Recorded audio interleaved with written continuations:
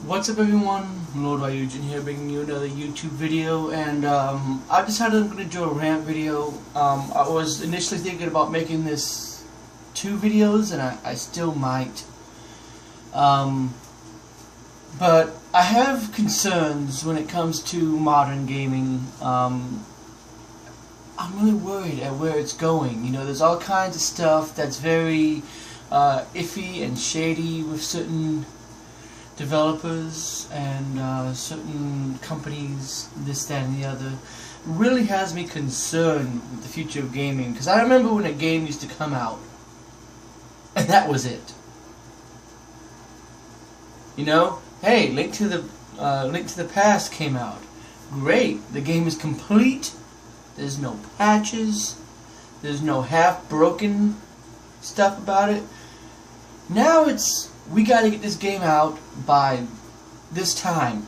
If it's buggy, if it's glitchy, people will buy it anyway, and we'll patch it later, or we won't, and they'll just deal with it because we already have their money. And it's very shady, and it's very iffy. You know, I remember back in the days when backwards compatibility meant backwards compatibility, and it's one of the reasons why I still back Nintendo hugely. Is because they believe in backwards compatibility.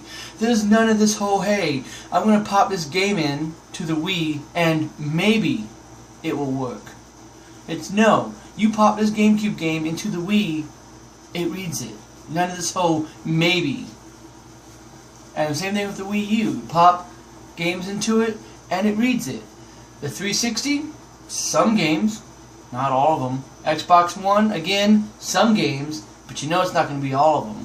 Which is why I don't trust backwards compatibility 100%. Let's take, for an example, Gears of War. A series that I'm still in the middle of because for some reason I can't get motivated to finish it all the way. But I have all 3 games, and I got all 3 games for probably $20, $25. Like, I picked them up used at thrift malls.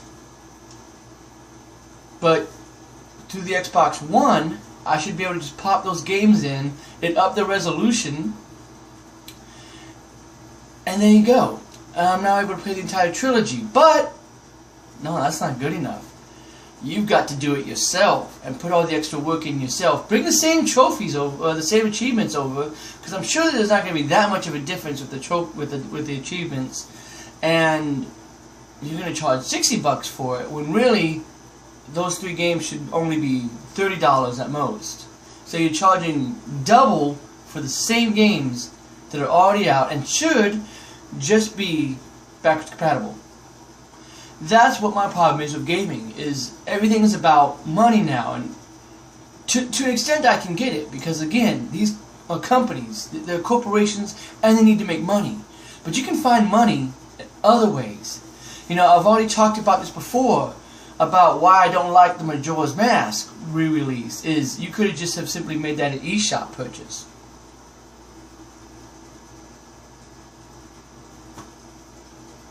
You know, like, think about how much more money.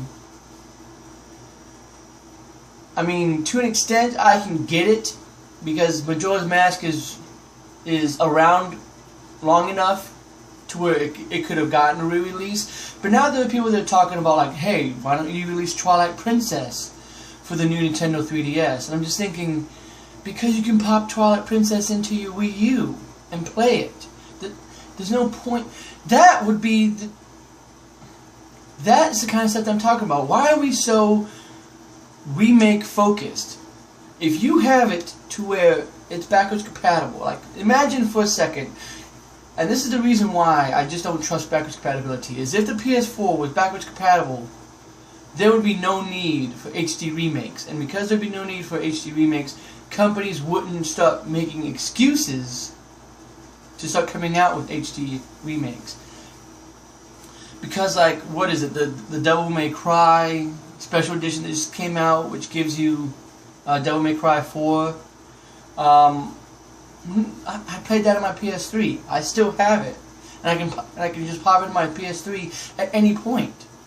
And as I pointed out in an earlier video, I can't remember what it was, but I talked about how, like, hey, Darksiders 2 is already in 1080p. You know, a lot of these games that are coming out, they're already at the resolution that they're claiming to be at on the PS4. They're just upping the frame rate. That's all that they're really doing. They're not doing that much else to it. And they're charging you more than double what the game should cost now. And I feel like modern gaming is a ripoff with the exception of Nintendo, because when the NX comes out, more like it's going to be backwards compatible to the Wii U, which means that I can just keep my Wii U games or just buy the Wii U games at a discount and still play them and enjoy them. Nintendo's not going to completely shut out, at least I hope they're not, we don't really know, but I have a pretty good faith in that, considering the history from, like, you know, the Game Boy Color, the Game Boy Advance being just backwards compatible, that the Wii U isn't going to just leave and be gone. The games are still going to work with the next console.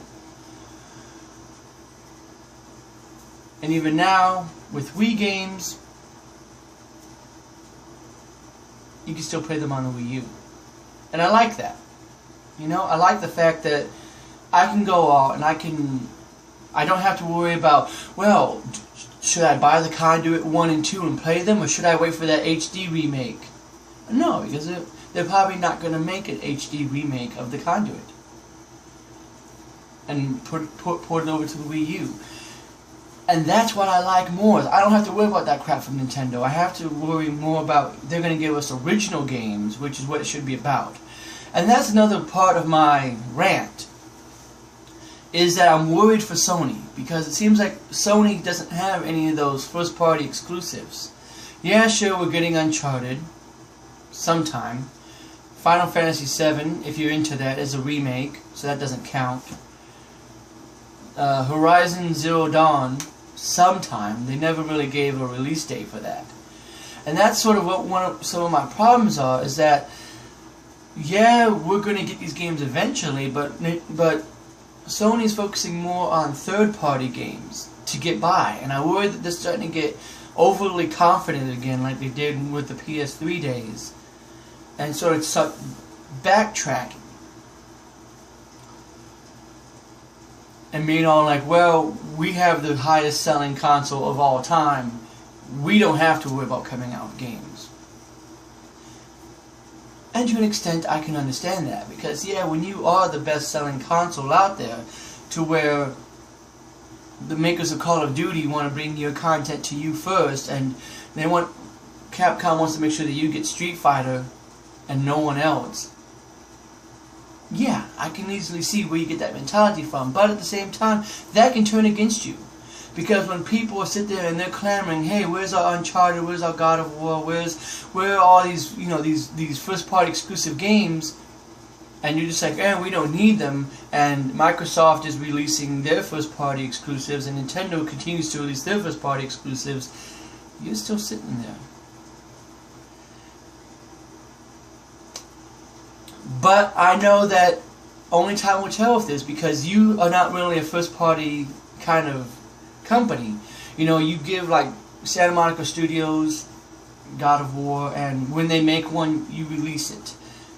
Same thing with Uncharted, with Naughty Dog. You know, you rely more on second-party studios, and that's fine. I know that studios have other projects they need to work on, and this, that, and the other, and there's all kinds of contracts and all kinds of stuff that's behind the scenes that I don't know about. But all I'm saying is that it wouldn't hurt. And I know that you showed off things like The Last Guardian and Shenmue 3, which we only assume is a PlayStation-only title, since it was shown off at your press conference, but we don't know. It could expand out to multiplat. But there's no telling when those games will come out again. I mean, The Last Guardian has been in development pretty much ever since the PS3's life cycle, and that was 8-some-odd years. I mean, Last Guardian could probably be another 8 years. There's no telling. After all, you showed off The Last Guardian with your PS3 press conference a few, all those years back. And it's just now PS4. Like, it could be a PS5 game for all we know. So I don't know. The future of gaming is very weird at this point.